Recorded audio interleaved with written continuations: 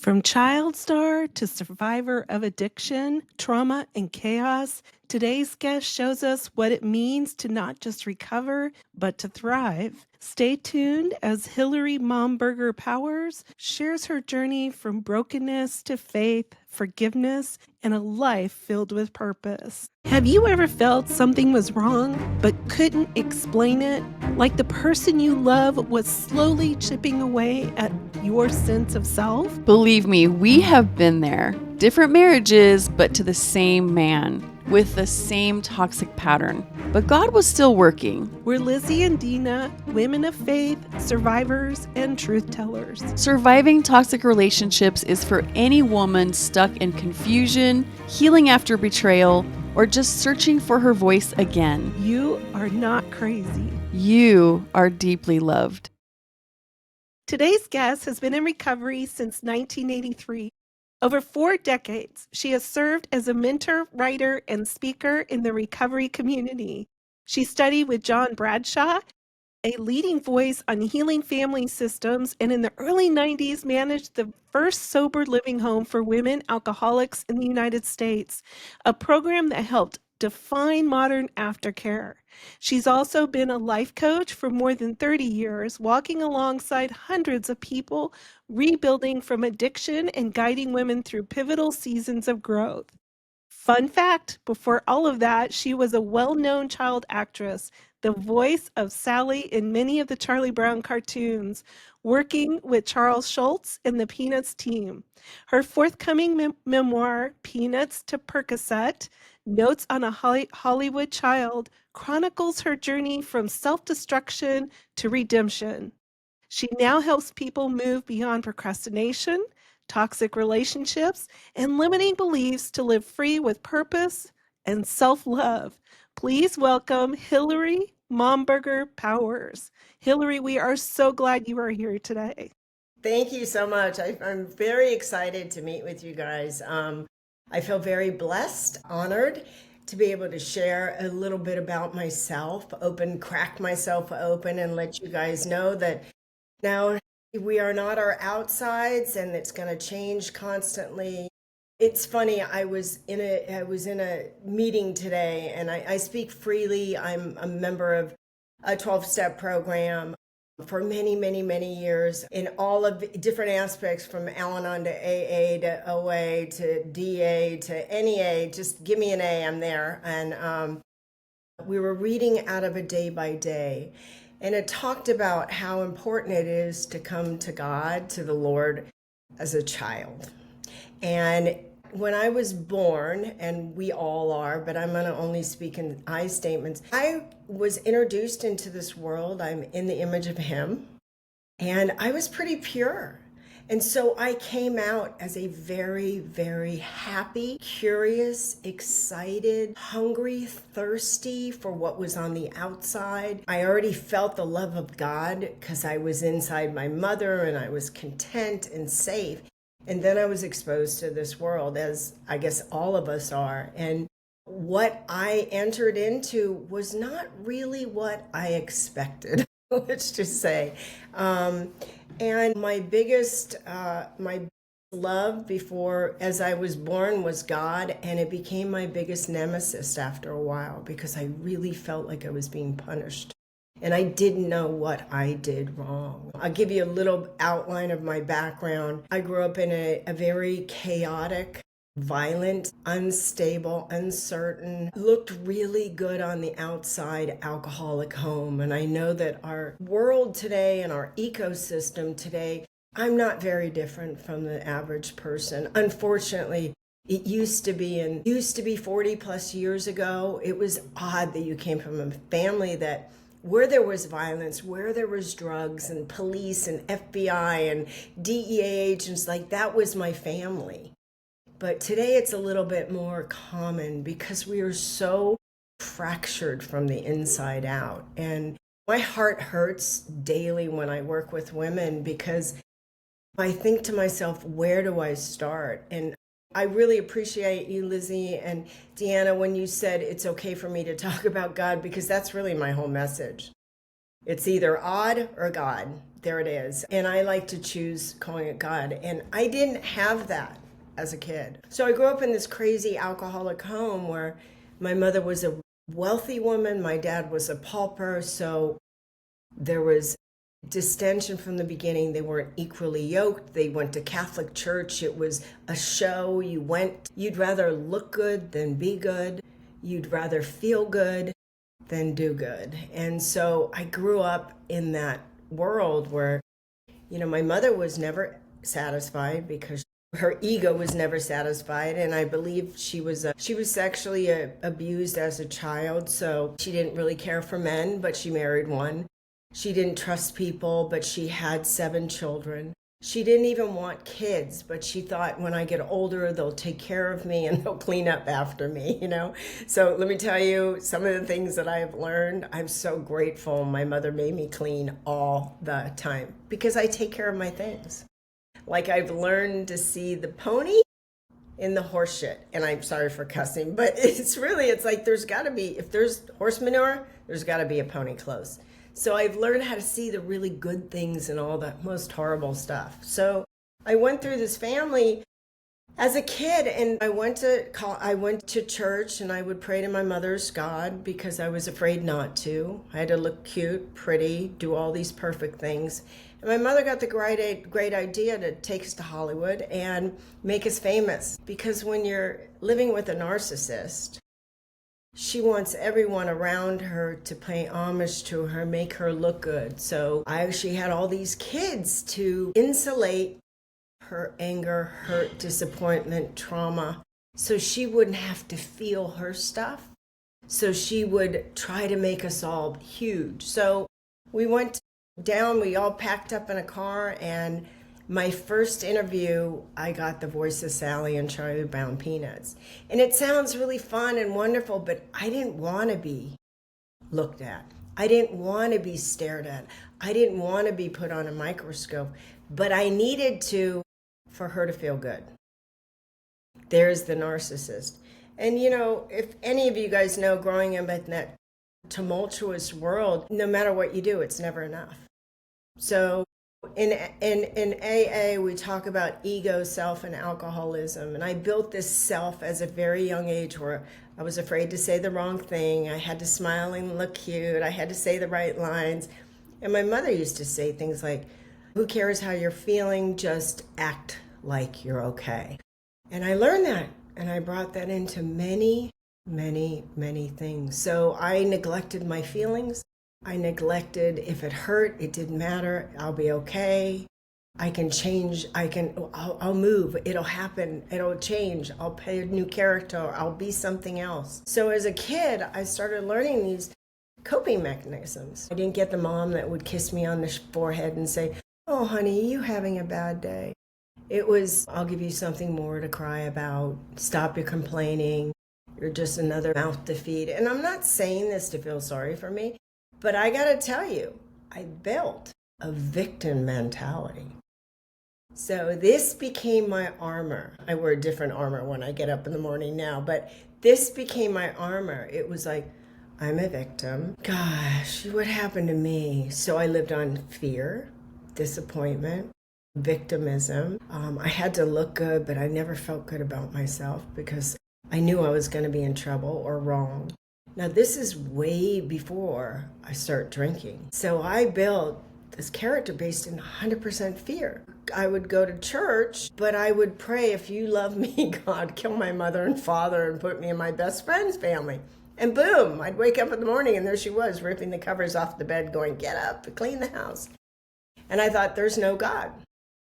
Because I was living in this family where everything on the outside represented joy. There was your castle. There was your riches. There was your happiness. And so even as a kid, I thought I had to get more to feel better. So I was living from the outside, hoping that my insides would feel better. I had a boyfriend when I was 16 that used to tell me my funnel was on backwards, that I would see life from a pivoting point, that when I get there, I'll be happy. When I talk to them, I'll get happy. When I get in that relationship, when I get that car, when I make that money, because I was focusing on one thing. And as soon as I turn my funnel around and I see that my outside is a reflection of what I'm feeling inside, and I couldn't get that. But back to growing up, so I grew up in this crazy family and trying to people please, and I built these characteristics of smile, it doesn't hurt, I'm okay, should I be perfect? Okay, what do you want? You want me? Okay. And I start meet boys, oh, you want sex? Okay, because I want you to love me, hold me, tell me I'm beautiful, tell me I'm okay. And I'm doing all this stuff because my insides, I don't even know that I'm dying from the inside out. And I didn't know that I had everything inside of me to soothe me, but I didn't have a way to navigate to get there until I found drugs and alcohol. And I did that at a very young age. And I gotta tell you, thank you, God, for allowing me to hit my bottom at 21 years old. From the time I just put that alcohol to lips, I became God. I made all my decisions. I threw people out of my life. I judged, I criticized, I scored them off with their heads. I start building up my ego. This character just now gets ugly. I'm defiant. I'm always in a hurry. I don't even know this is a part of alcoholism. I can't see myself because I'm so absorbed in myself. I'm absorbed in my pain and my disappointment. And we all have it growing up.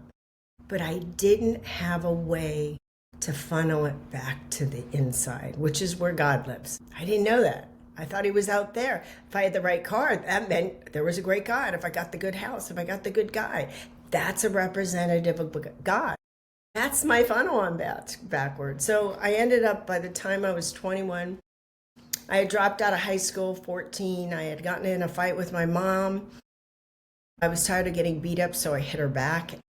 Lo and behold, I'm in juvenile hall in San Bernardino, California. And all of a sudden, this child star, I had done 100 commercials. You turn on the TV, and I was on it because there was only like 4 channels. And I looked like Shirley Temple, so I was constantly getting booked on commercials.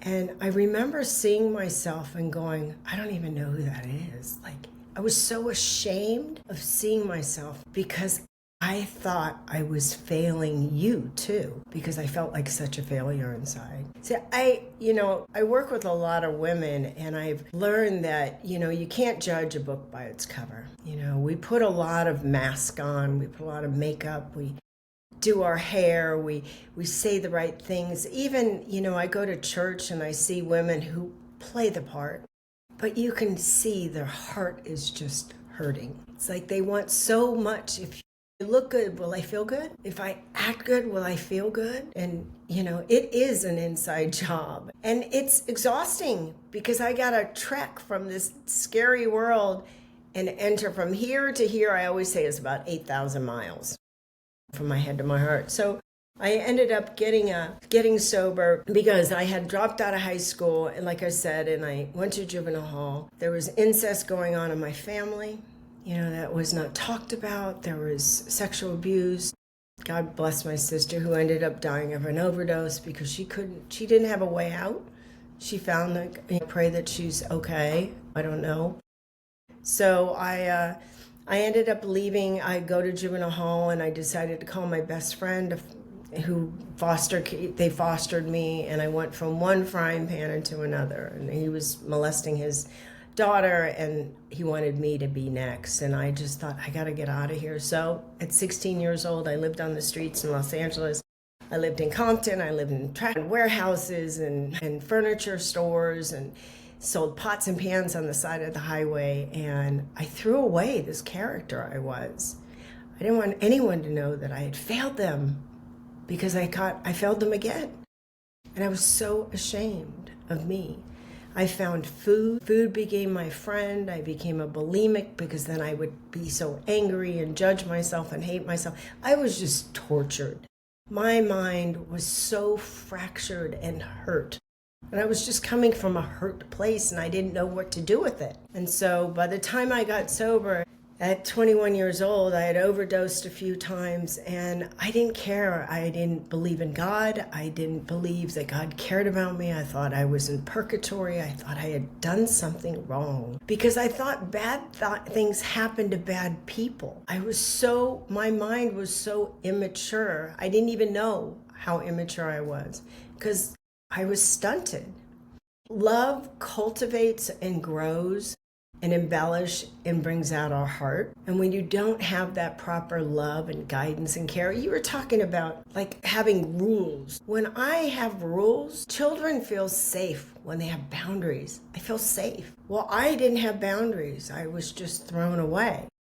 So I didn't have any guidance. My guidance came from here.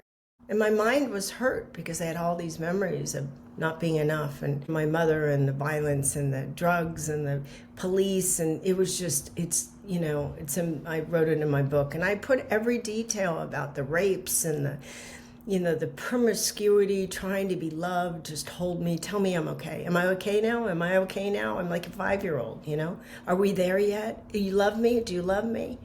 And I went from man to man, and I'm very open about this because I am not only healed, but I am saved, and I am an example of what God can do if you just let go. So I ended up getting sober, and my life has been about all these wonderful people. When I was 16 years old, I was living in this warehouse, and this woman walked up to me and she said, "What are you going to do with that brain of yours? You're so smart." Now, why at that moment could I hear that message? Because I was so surrendered on me, like I was done. Now, I don't shift until I'm done trying to control. And that's where when we let go, absolutely. I can't let God pick me up unless I go, I'm done. There's my hands. I'm done. Please help me, God.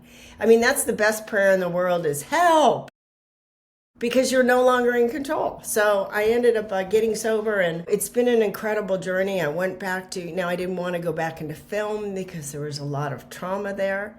I didn't even know I had trauma. All I know is when it hurt, I left, I moved, I packed, I threw you away, I disappear. In trauma, I call it the triangle of trauma. If you don't have any kind of safety, which is stability in your life, that's why it's important to show up at the time and set your alarm and eat at a certain hour and pray at a certain time and go, because it creates stabilization. And I was not stable, and our world is not stable right now. It's so chaotic.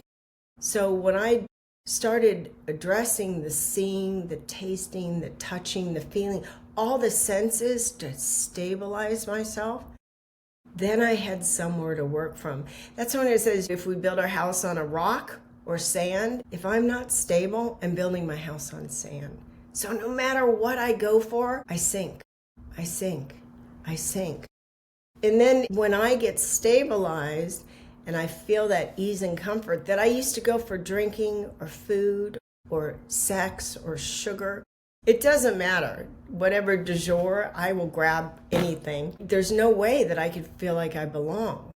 But once I de-escalate, then I can see outside of me. And I don't feel like I belong if I'm thinking about me and how bad my life is and I'm a victim and nobody loves me.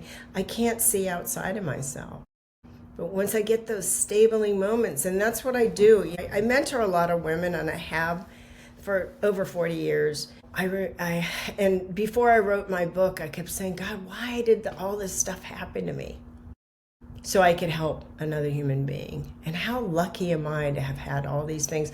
My mom is not the kindest woman in the world. She was because of forgiveness, I see her as a human being instead of as someone out to get me. I don't think my mother wanted to steal all the money that I made. I don't think she wanted to beat the children or leave us without food, or she was just a very, very sick woman. And once I identified that I have a lot in common with her. When I get scared, what do? I leave. When I get angry, what do? I say mean things to you. I mean, I had to see her as another person hurting. And once I did that, I believe God forgave me so I could forgive her. Because in AA and program, you got to look at your life and look at the things that you've done. Just like when you go to God, you're like, okay, God, I got to look at my life. I love when people say I got saved and everything's wonderful. Well, in AA, we got to go back and do restitution. I got to go make amends. Because I really want to leave this old character, and the steps allow me to build a new character without any reference of the old character. And my old character was just very frightened and alone. When I got into AA, I'd sit there and they'd talk about God and I go, oh my God, here we go. And I shunned away from it because I was judging what I was doing, and I knew that I could never be loved anymore. And so it's funny, when we had talked before, we go through periods in our life where one day I feel great. My husband went, and I've been married. I'm letting you guys know that you can have a loving interpersonal relationship with another human being regardless of what you've gone through. Because I'm not what I've done. Those are just things that have created who I am. So I'm more empathetic for other people. I also know stop signs. I also know what to do and who to go to now. I no longer go to me. I go, God, please help me. Please help me today. I'm scared. Like before, I couldn't say that because that would mean I was weak. And we were reading in this literature today, and it talked about going to God like a little child, not childish, but a little child. And a little child looks up to his father. Now, I didn't have good parents. So how am I going to go to God? I don't want to go to God. My idea of a parent was you got hit, you weren't taken care of, you didn't get clothes, you were lied to, you were disappointed over and over and over again. And so when they said, pray to this father, I thought, not me. So I kept building on Hillary. I got to rely on me. All I need to do is know the world. I got to live on the streets. So when I ended up getting sober and they said to me, you get to believe in a power greater than yourself, other than you. They said, aren't you a power? And I go, no. They go, look at how you destroyed your life. Isn't that power? Wow, you really hurt people. Isn't that power? Look at the people you chose. That's pretty powerful. You picked some really great. And I would beat myself up. I'd say, oh my God, why am I with this guy again? He just beat me up, or he just left me, or he stole money from me. How come I gave him my car? Like, I didn't know that my character was so strong based in my ego, which is either I'm amazing or I'm the worst person in the world. Because my ego is trying to be God. I don't want to go to a power other than me because I have no control over it. And so that's where the surrender comes in. I got to give up control and take a risk. So I saw all these people in these meetings that were just like, I believe in God. Look at where my life's at. And it gave me a sense of hope. And I hadn't had hope in a long time. Growing up in front of the camera, you are a make-believe character. You come to work in the morning and they set you up and you get treated like this little object, this princess, this object. And then when the lights go down, you're out of there. So I would feel like this, amazing. And then as soon as the lights went out, I was nobody. And so I built a character as a kid thinking that either I was amazing or I should just be thrown away. And I lived my life accordingly. So I picked people who loved me to death, that wanted to eat me alive, or I picked people that threw me away all the time. But I felt at home. Does that make sense? It felt normal to me. So when I came into AA and they said, you got to get rid of everybody in your life, all of a sudden I'm an empty canvas. Where do I go from here? And that's where do I go? Up. And so that's why I started praying. And I started praying to this guy that I didn't understand. And I certainly didn't believe. I would say things like, all right, God, if you're here, can you help me pay the rent? Can you help me show up today? And my mentor would say, ask him for everything. I go, I don't even know who I'm talking to. And I would keep a little rubber band on my wrist. She'd say, every time you think about yourself, snap it and say, God, can you please help me be here? So I started practicing bringing God right here, right now, all day long. And I'd say, I just need to pray in the morning. And she'd say, well, who are you with the rest of the day? I'm like, me? She goes, ooh, that's not a good person to be with. You should probably talk to him throughout the day. So I start building this relationship. I start relating to this character I call God, because remember, he's way out in the sky. And then I started talking. I started realizing no matter what I said, I wasn't doing the things I used to do. So maybe something was changing, because I'm used to like, it's got to be amazing or it's the worst thing in the world, because I'm on this total like manic. And it's not even manic. It's just I'm grappling to get fixed outside of me, until emotionally I hit a really big bottom and I couldn't anestheticize and anything. And I said, God, if you're here, please just save me. And it was one of those moments that when they say your life changes, my outside life didn't change. My inside life changed. All of a sudden it was going to be okay. And from that moment, I started doing things. Like I said, I can write, I can get this job, because I had this power. It's like, everything's going to be okay. That small voice that said, it's going to be all right. So then I started living my life. It's going to be all right. I was 24 years old, and my mentor said, I want to go travel. She goes, where do you want to go? And I said, farther, anywhere. I was living in LA. And I said, I want to go to Australia. She goes, do you know anybody there? And I said, no. She said, who are you going to go with? And I said, God?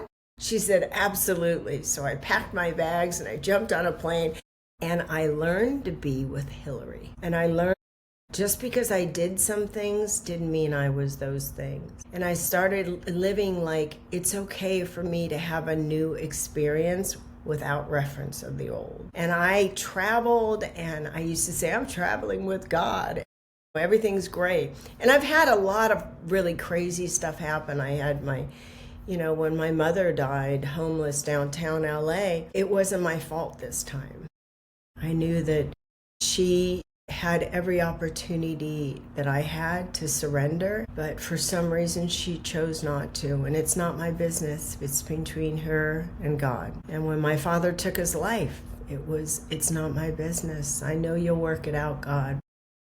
That's what I've leaned on throughout my life, is not of an understanding that I don't understand, but I keep searching. I stay so thirsty for that spirit so I don't get thirsty. I stay so hungry to have that ease and comfort feeling that a prayer gets, that a bag doesn't, a car doesn't, a new husband, a new boyfriend, the food. I mean, we live in a world that's in our face saying you have to have this to be happy. And I believe them. Today I have a quiet mind. Let's just say that.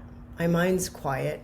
I'm in one of those calmer moods today because I'm so unbelievably grateful that life is not hard. I don't want it to be easy. I don't want my life easy. Because if my life is easy, I start thinking I'm back in control. Because every time it gets bad, who do I go to? Not me. Because I have this finite mind. I only got like 7 different thoughts. I have 7 different, options to go to. And if I go to this God and I go, God, what do you think? And then I surround myself with other people who are like-minded, who are not afraid to fail. And when you're not afraid to fail and you know you've made a lot of mistakes, but you're not a mistake, all of a sudden you start hearing the message. Not my message, the message. Maybe that message is, it's okay.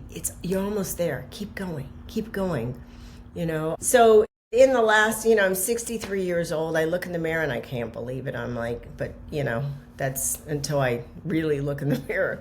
But, it's been an incredible life. I've done a lot of stuff on the outsides, but the outsides don't make me who I am. It's not the things that I have accomplished. It's the things that I've gone through. And I didn't do it alone. I've had incredible friends, and the people that have helped me most are strangers. I have gotten so much, not guidance, encouragement, and sometimes it's just a smile. And when someone just looks at you and says, wow, you're doing a good job, I can't tell you. So I make a point that whenever I leave my house, I make sure I smile at everybody, because that may be the only, I would say that be kind, that may be the only big book or Bible they ever hear in their lifetime. I need to be an attraction rather than promoting people how to live. I need to be an example and what it's like to, regardless, I have done some things that you could judge me, but you can't kill me. That girl is so dead. You can't kill her anymore. She's gone. So I've done some things in the world that it's okay.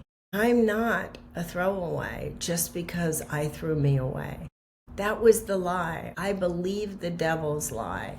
And today I just don't believe it. I know that I'm here for a purpose. And so I have these relationships. Like, I have an incredible marriage. It's a new marriage. I've been with them, a few years, but it's a marriage where my center is we pray together. Those who pray together stay together. Facts. I no longer go, oh my God, he's amazing. There was a woman who Marianne Williamson, remember, she was like in the Course in Miracle years ago.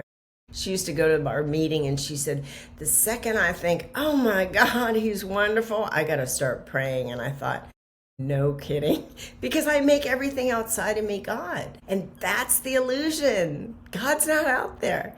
When you're a kid, you're so close to God, you just left him. And then I start coating myself. That's when they say pulling the onion peel back, as I coat myself with fear, resentment, anger. Things that happen, I get beaten, I get molested, I get hurt, and I code it, and then I don't know where God is.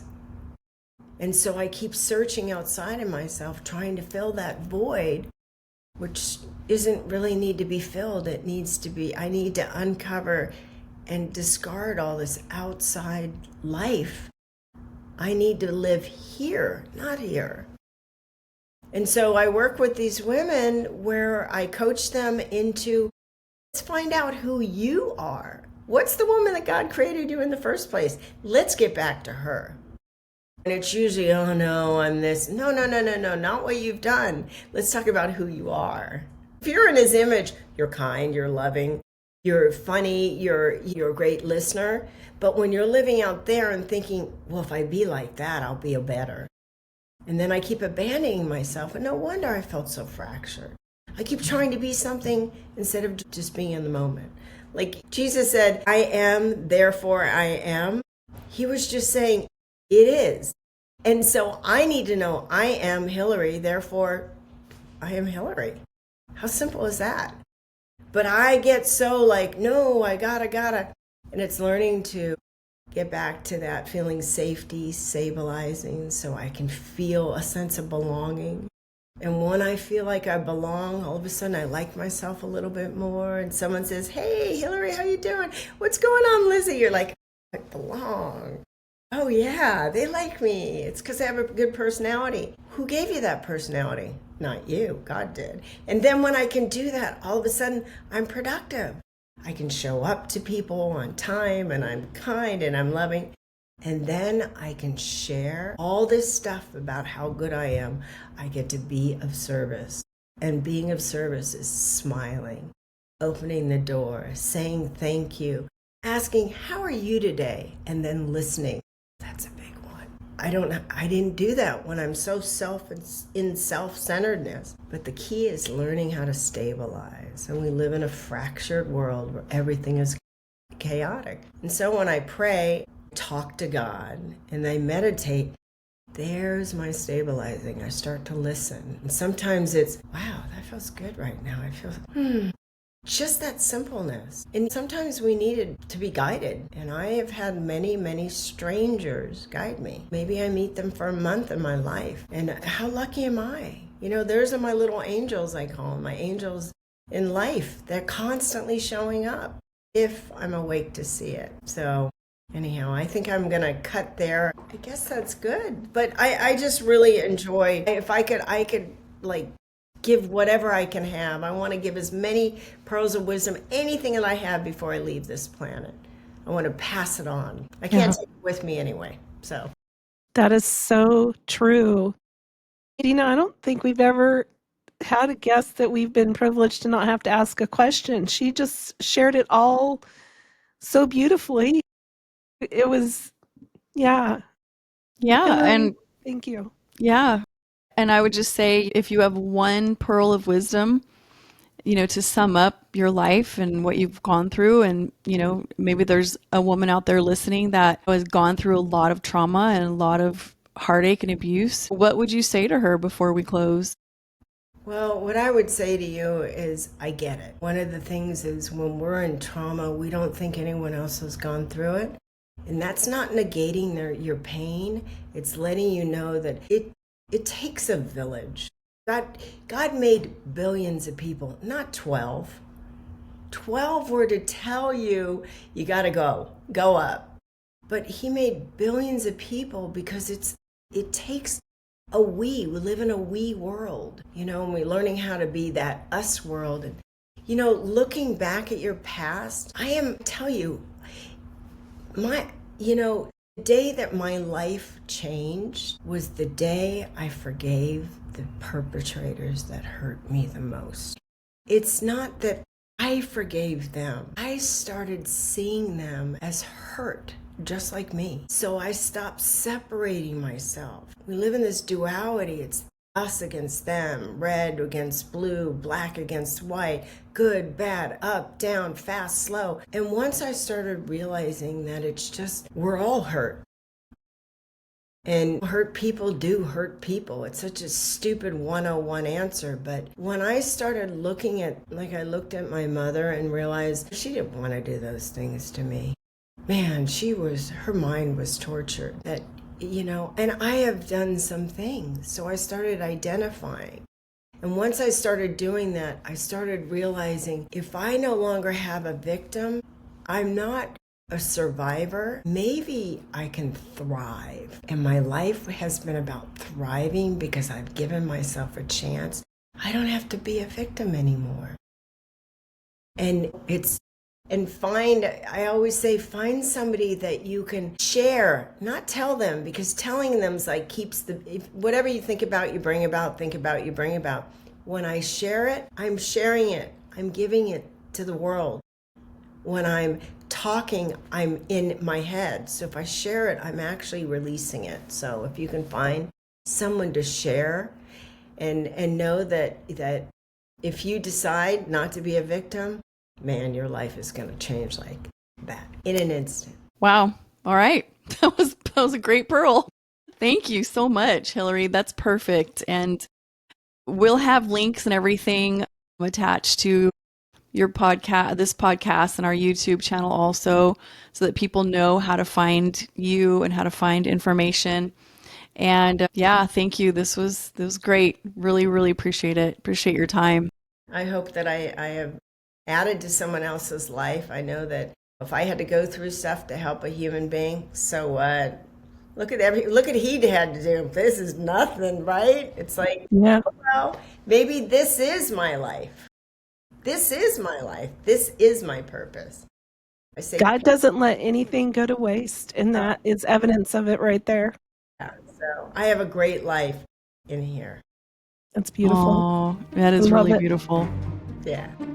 Hillary's story reminds us that no matter how deep the pain, healing is possible. Forgiveness frees us, faith sustains us, and communities help us rise. If this episode touched you, please subscribe and don't just listen. Join the conversations. Leave a comment or review on your favorite podcast platform so more people can find hope and healing through these stories. Dina and I want to tell all of you we appreciate you taking the time to listen, and we care deeply about you and hope you have a wonderful day.